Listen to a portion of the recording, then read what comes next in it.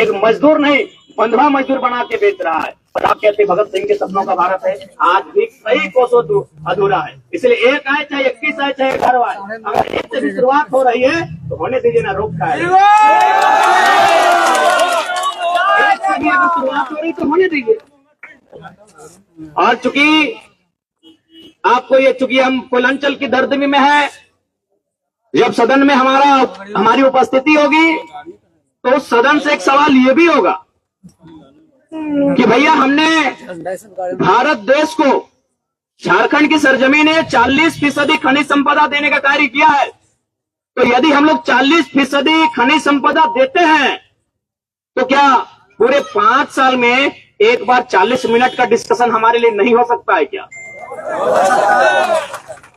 क्या भाई हमारे लिए पूरे 5 साल, एक सरकार का कार्यकाल 5 साल होता है, क्या हमारे लिए 40 मिनट का डिस्कशन नहीं हो सकता है? हो सकता है। अभी बताइए, क्या हमारे लिए 40 मिनट का डिस्कशन नहीं हो सकता है? हो सकता है। हमारा दूसरा सवाल रहेगा कि यदि झारखंड की सरजमीन आपको 27% कोयला देती है, यदि झारखंड की सरजमीन आपको 27% का कोयला देती है, तो कोल इंडिया का हेडक्वार्टर कलकत्ता झांक मारने के लिए है क्या?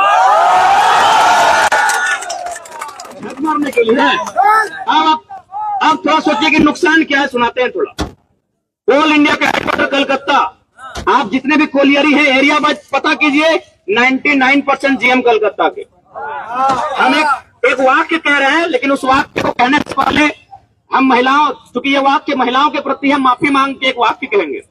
हम तमाम जो भी हमारी माताएं बहनें हैं, हम उनसे माफी मांगते हुए एक वाक्य कहेंगे। एक वाक्य है कि बांझ क्या जाने प्रसव की पीड़ा, सुने होंगे आप लोग। इसका अर्थ क्या है समझे होंगे आप। तो मेरे कहने का मतलब है, जो कलकत्ता से जीएम उठ के आएगा वो दुगदा में जो आग लगा है उसका दर्द समझ पाएगा? कलकत्ता का जीएम जो ढोरी बस्ती में आग लगा है, जो अमला में, चपरी में आग लगा है, जो चंद्रपुरा में आग लगा है, उसको समझ में आएगा भैया? तो इसलिए पूरे सदन में हमारा ये पुरजोर डिस्कशन होगा कि 27% कोयला हम देते हैं, कोल इंडिया का हेडक्वार्टर अब कलकत्ता नहीं, कोल इंडिया का हेडक्वार्टर अब कलकत्ता नहीं, धनबाद या बोकारो होना चाहिए। उससे क्या होगा, हमारी समस्याओं का समाधान जल्दी होगा।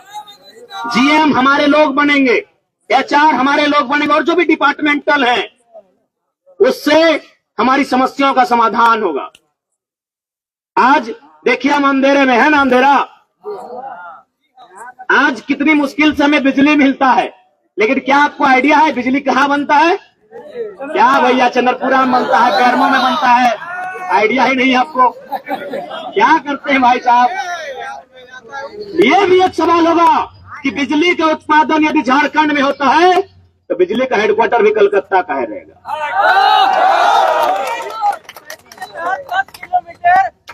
बिल्कुल वह हरेक, बिल्कुल उस बात का भी रखा जाएगा, और उसमें संसद का पावर होता है। आप निश्चिंत रहिए दादा उसके लिए।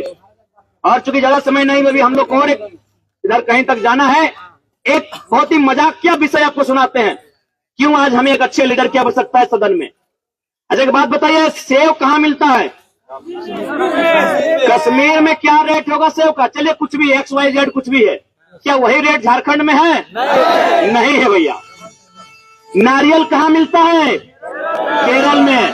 केरल में जो रेट है, क्या वही रेट झारखंड में है? नहीं है भैया। संतरा कहाँ मिलता है? नागपुर में। नागपुर में जो रेट है, क्या झारखंड में वही रेट है? नहीं है भैया। अंगूर कहाँ मिलता है? नासिक में। नासिक में जो रेट है वो रेट झारखंड में है? नहीं है। बिल्कुल यही नियम है। लेकिन झारखंड के कोयले का रेट ऑल ओवर इंडिया एक ही है। झारखंड के कोयले का रेट ऑल ओवर इंडिया एक ही है मेरे भैया, एक ही है। ये हमारा दुर्भाग्य है। पता नहीं इन लोगों, आज कोई एक सीमा नाम की क्या एक लड़की थी यार, नेशनल न्यूज में देखे, आज हमारे झारखंड की सरजमी में कोयला के खदानों में हजारों लोग दब के मर जाते हैं, कहीं कोई चर्चा नहीं।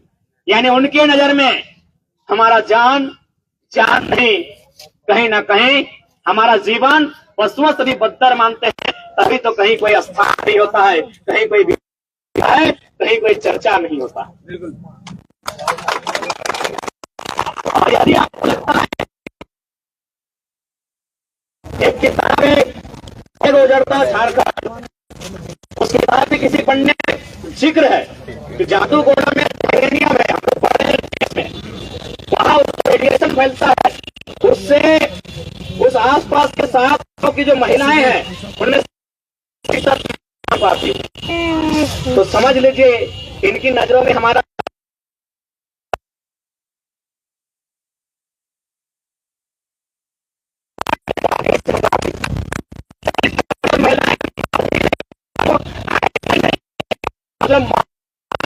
रेडिएशन जिनको मालूम ही नहीं, नर और नारी के बीच कुछ संतान होती है, यह परिस्थिति है भैया। इसलिए आज आवश्यकता है कि झारखंड की मिट्टी से एक दिलेर लीडर जाए और दिल्ली में हमारी पीड़ा को, हमारे साथ हुए अत्याचार को, हमारे साथ हुए शोषण को, हमारे साथ हुए पूरे सदन के माध्यम से कोई भारत देश को बताए। आज ये जरूरत है हमें। राम माता जिंदाबाद, राम माता जिंदाबाद।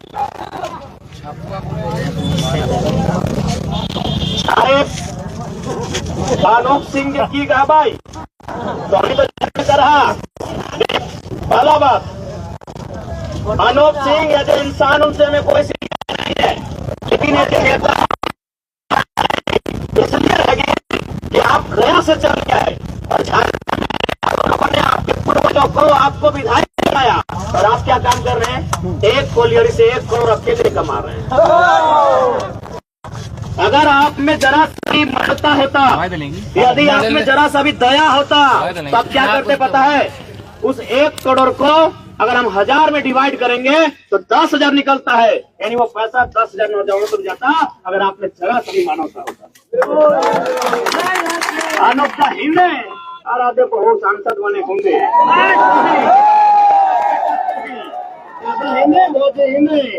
छवे बनता यार, गजब के महटर हो यार।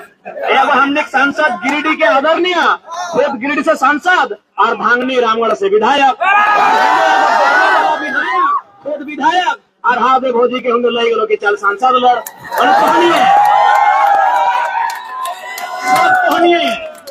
और बाकी लोग की कहता झाल बजाता खपना खपनंग खातिर आज पता हो आज लोग से हमारे किले पर परी छुटल है। इजराइल लड़का लीडर के साथ साथ टीचर भी है, बड़ी पढ़ाता है। सही खातिर आज से पहले इतना कोनो नेता के आलोचना भेल नेता के सामने, अब ये झारखंड में 5 गो चुनाव भेले, नेता के बनले, नेता परिवार से बनले, लेकिन आज जयराम महतो जैसे गौर रखल है, सब गरुड़ा के वोट छोड़ के रोटी का कदम नहीं खाली गोड़ रखल अभी भारी रखल है। 1 तारीख के तक नॉमिनेशन दिन। अच्छा हम एक सवाल पूछते हैं भाई, हम लोग क्या अपराधी हैं, क्या गुंडा है, मवाली है, चोर है, छिनार है, क्या है भाई? 3000 पुलिस की टीम गई थी। अरे इतना मुस्तैद अगर आप कोयला चोर, बालू चोर, लोहा चोर, लकड़ी चोर को लेकर रहते हैं तो झारखंड स्वर्ग से सुंदर बन जाता। दूसरा बात, ठीक है क्योंकि हमारी आंदोलन में राज्य सरकार सामने थी, तो अगर डिटेन ही करना था, अरेस्ट ही करना था तो राज्य सरकार की पुलिस जाती, साथ में नेतृत्व करते हुए डीएसपी महोदय, एसपी महोदय, आईजी महोदय कोई जाते हैं। सीआरपीएफ क्यों गए थे, एक सवाल बनता है कि नहीं बनता है? मतलब इन लोग सोचा था कि लड़का लोग जानकार नहीं है, पढ़ा लिखा नहीं है, सीआरपीएफ क्यों गया था? हम सवाल पूछेंगे, सीआरपीएफ क्यों गया था भाई? कौन सा अपराधी है हम लोग? पेशेवर अपराधी है, कातिल है, मुजरिम है, क्या है? सीआरपीएफ क्यों गए थे मान्यवर? क्या ये सवाल दागेंगे नहीं?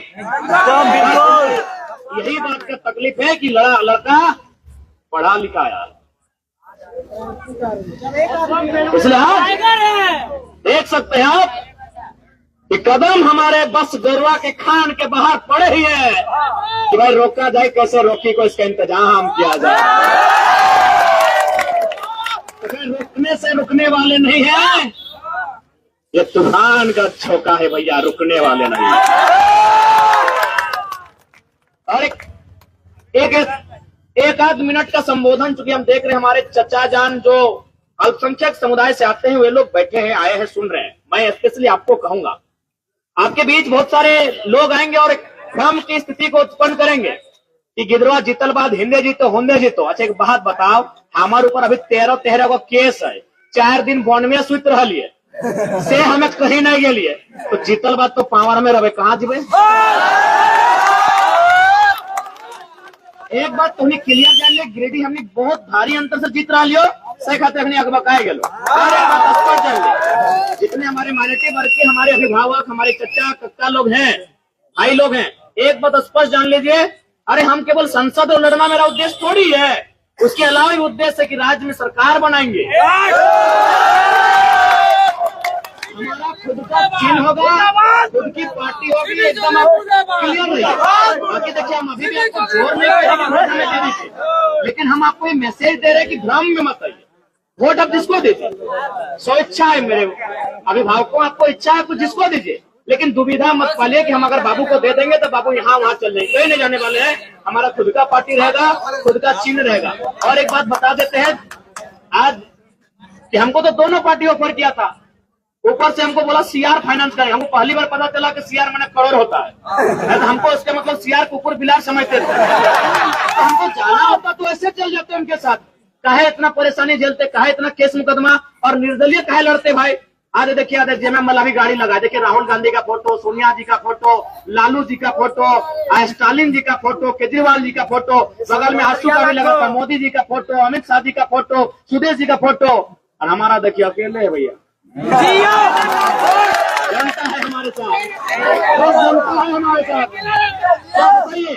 तो अगर हमको जाना होता तो देखिए इतने बड़े बड़े लोग, इतनी बड़ी बड़ी हस्ती हमको ऑफर मुंह खोल के दिया था कि सीट मांगो कौन सा में लड़ोगे, ये नहीं कि गिरिडीह बोलो अगर जहां इच्छा है, इस तरह का ऑफर था भैया हमको। रांची में जिनके साथ बैठा उनको 18 मिनट डिस्कशन हुआ था, जिन्होंने दिल्ली से फोन किया उनसे लगभग 4 मिनट 55 सेकंड बात हुआ था, लेकिन हमने हर बार यही कहा कि भैया हम स्कॉर्पियो के छत से खड़ा होकर जो झारखंड की बात करते हैं, आपके साथ चले जाएंगे तो गर्दन में पट्टा बन जाए,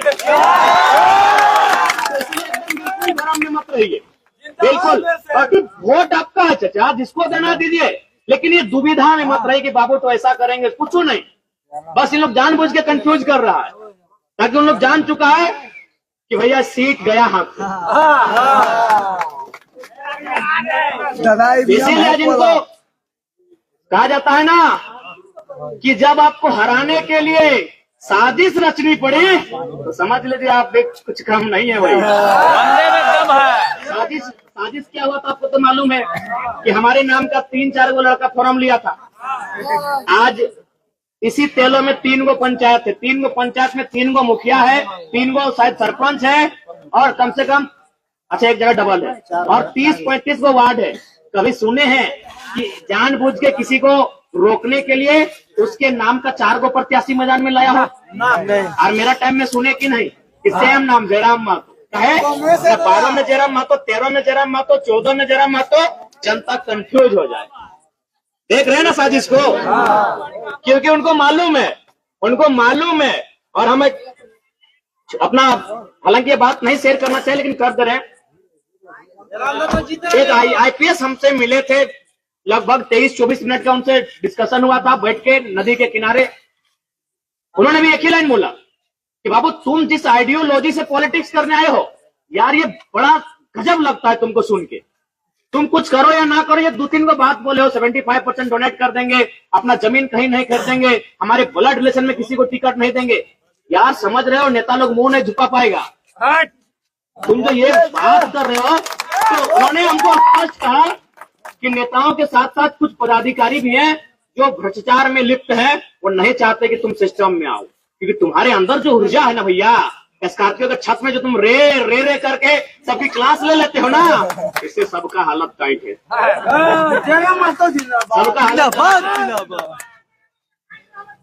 सबका हालत टाइट है। आपको जानकारी है कि नहीं कि हमारे इसी जिला में, जिस जिला में है ना, इसी जिला में पूर्व पदाधिकारी थे, जिला लेवल के पदाधिकारी थे इसी जिला में, बकायदा आईएएस पदाधिकारी थे इसी जिला में पूर्व में। सुनने में आपको पता कर लीजिएगा, उनकी अर्धांगिनी कहीं अपने रुतबे से नौकरी कर रहे थे, कोई क्वालिटी नहीं, कोई योग्यता नहीं, कोई एप्लीकेशन नहीं, अपने रुतबे से नौकरी कर रहे थे। पेमेंट था 1,17,000। हमने एगो सवाल किया था कि जमीनवा देवो हमने और अगर बहुत नौकरी कर तो एप्लीकेशन नंबर दिखाई दे। लास्ट में क्या बोले अधिकारी पता है कि लड़का विचित्र लड़का है, आप एक काम कीजिए नौकरी छोड़ दीजिए। एक IAS पदाधिकारी कुछ नहीं है तो भैया संसद में चले जाएंगे तो की बताइए तो उठा जा।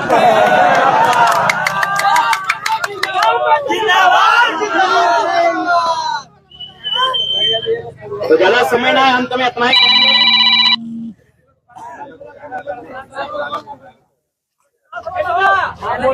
कि मेरे गिरिडीह वासियों, मेरे झारखंड वासियों, कि सांसद ऐसा ना चुनिए जो 5 साल में एक बार आके दारू और मुर्गा का हार दे। कि मेरे प्यारे जनता, सांसद ऐसा ना चुनिए जो 5 साल में एक बार दारू और मुर्गा का हार दे।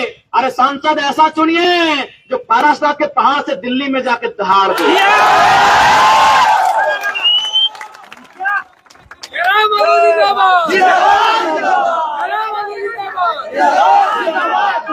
तो ठीक है, और ज्यादा ना, बहुत देर भाई गला, बड़ी जगह कार्यक्रम है। अच्छा बड़े भाई छापा देख ले, हमने कहले ना, हमने अभी दोसर नेता रहे पहले अपन छप्पा 4 बार कर दलो। अरे रोक हमरो छाप पे बतवा दे।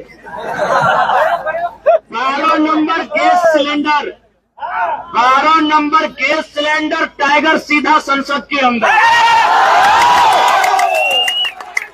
12 number gas cylinder, 12 number gas cylinder tiger सीधा संसद के अंदर और सामान शैतान माटी के भीतर। 12 नंबर गैस सिलेंडर टाइगर सीधा संसद के अंदर। तो ठीक है, बाकी हाँ जितना कोयला चोरी करे वाला, बालू चोरी, लोहा चोरी, अपनी तो फिर बाकी सबके फिर से जितना जान टूटल है, अटल है,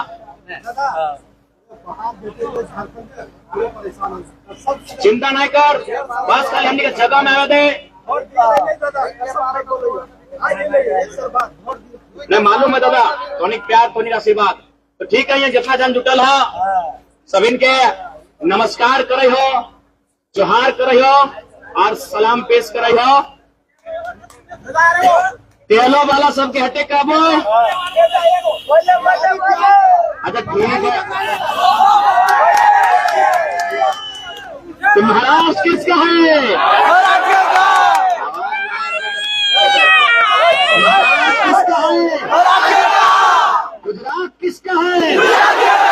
बंगाल किसका है? बिहार किसका है?